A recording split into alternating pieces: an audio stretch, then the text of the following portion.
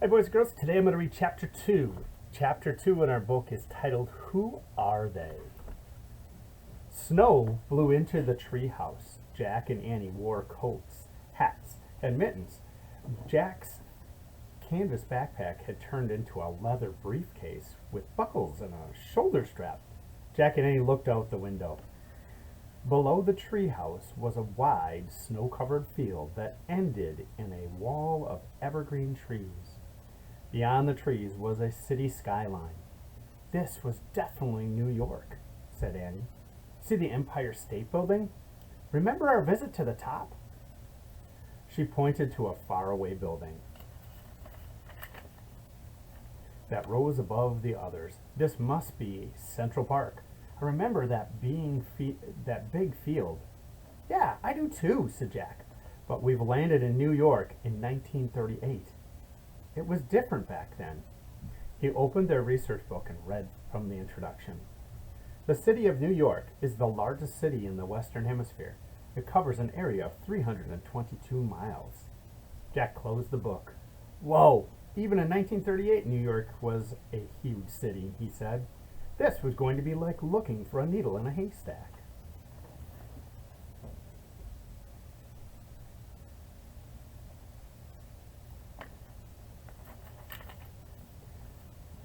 I'll read our mission poem again, said Annie. She read the first verse aloud. The very last unicorn is now hidden well by those who have put him under a spell. Okay, so this unicorn was put under a spell, said Jack, and he must be hidden somewhere in New York, or Merlin wouldn't have sent us here. Right, said Annie. She read the next verse. 4 centuries, 4 decades from that afternoon, at the end of November, before the blue moon. What's a blue moon? Asked Annie, looking up. I've heard the expression before. It's when you have 2 full moons in the same month, said Jack. That doesn't happen very often. Oh, said Annie. She read on. He will wake once more and be free to go home if you call it his name, Divine Flower of Rome. Wait, does that mean that Unicorn's name is Divine Flower of Rome? Asked Jack. I guess, said Annie. She read on. You must coax him to stand once his name is spoken. His chain will break and the spell too be broken. Then a young girl must love him and show him the way, lest he be trapped forever on public display. If he loses this chance to rise and depart, all magic will fade from his horn and his heart.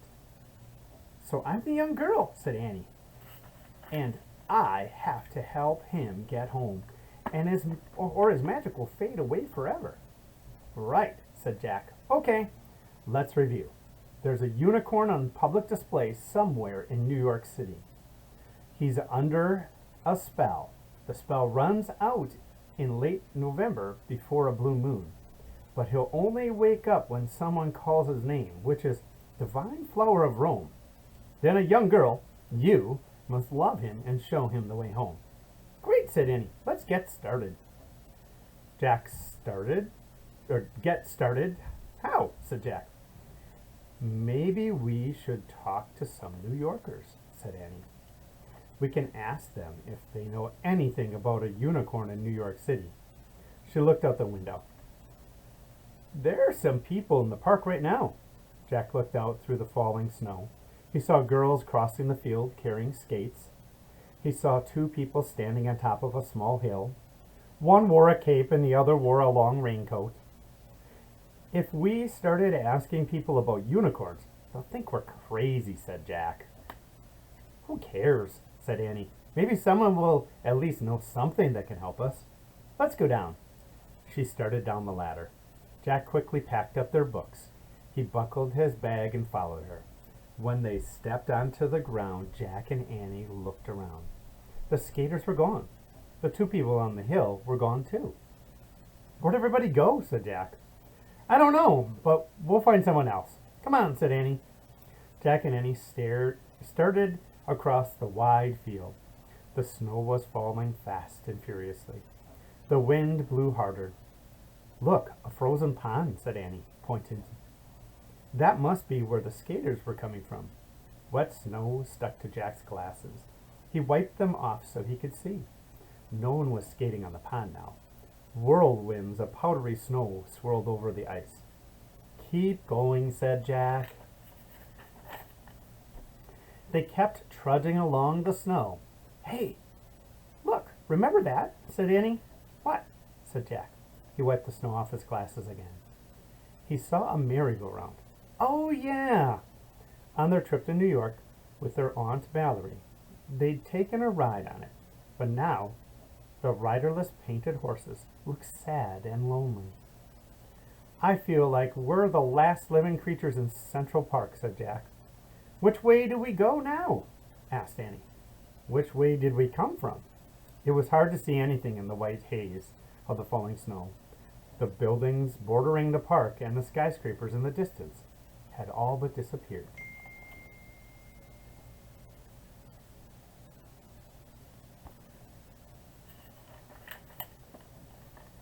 Let's see what our book says, said Jack. He unbuckled his leather briefcase, pulled out their research book. He found a picture of Central Park and read. Central Park is a vast natural area in the middle of New York City. The park has 32 miles of winding footpaths and covers 840 acres of land. It has rock formations, woods, and many bodies of water. It also has... Okay, got it, said Annie. It's a big park. Is there a map that shows where we are? Jack tried to read from the index, but the wind and the snow made it impossible. He stuffed the book back into his briefcase. Forget it, he said. Let's just try to get out of the park. Jack and Annie turned away from the lonely merry-go-round and walked across the snow. A gust of wind blew Jack's cap off his head. As he turned around to grab it, he saw a couple walking a short distance behind them. The two people looked like teenagers. They were walking with their heads bowed against the wind. The girl wore a dark cape with a hood. The boy wore a hat and a tan raincoat with a belt. Hey, look, Jack said to Annie. But at that moment the wind shook the trees and big clumps of snow fell from the branches. Jack and Annie ducked and covered their heads. When the wind died down, Jack looked for the couple. They're gone now, he said. Who's gone? Said Annie. Who did you see? Two teenagers, I think, said Jack. A boy and a girl. We saw them earlier from the treehouse. I think they might be following us. Wait a second, said Annie. Two teenagers? A boy and a girl? Following us? Who does that remind you of? A big smile crossed Jack's face. Teddy and Kathleen, he said. Think about it, said Annie.